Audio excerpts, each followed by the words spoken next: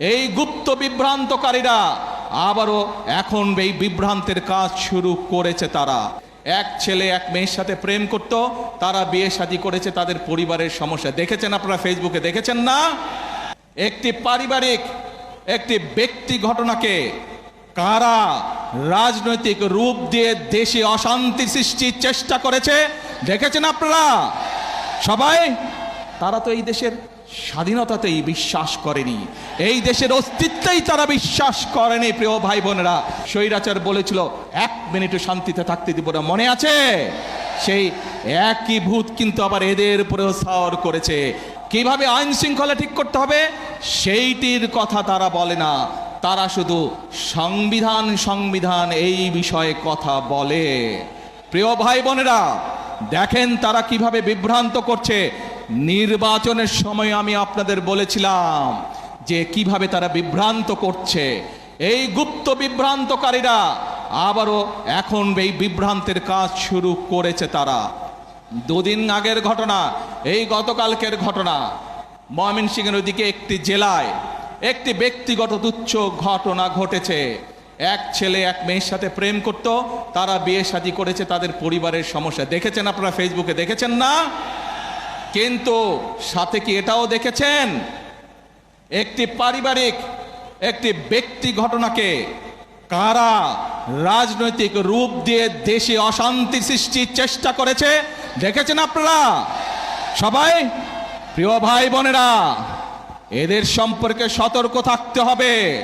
মুক্তিযুদ্ধের সময় আমরা দেখেছি তারা কিভাবে বিভ্রান্তির চেষ্টা করেছে দেশের মানুষকে।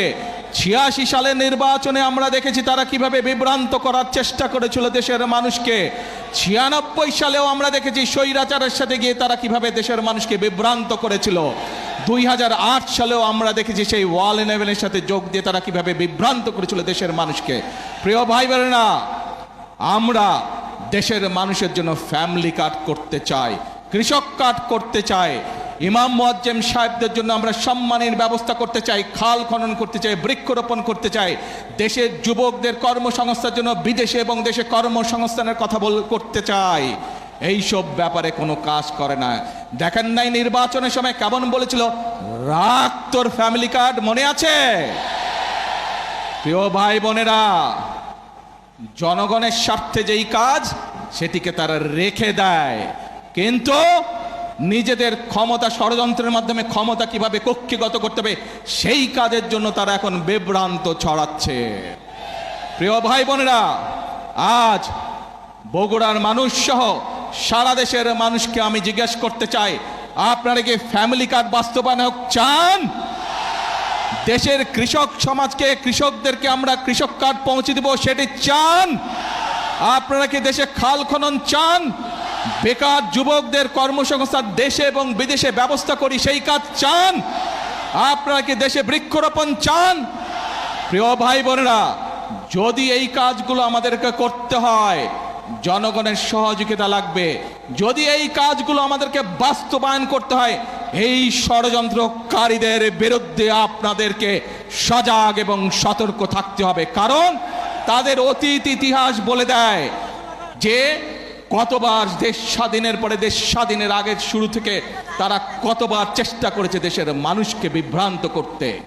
প্রিয় ভাই বোনেরা, এই দলের প্রতিষ্ঠাতা শহীদ রাষ্ট্রপতি জিয়াউর রহমান বগুড়ার সন্তান, দেশের স্বাধীনতার ডাক দিয়েছিলেন 1971 সালে।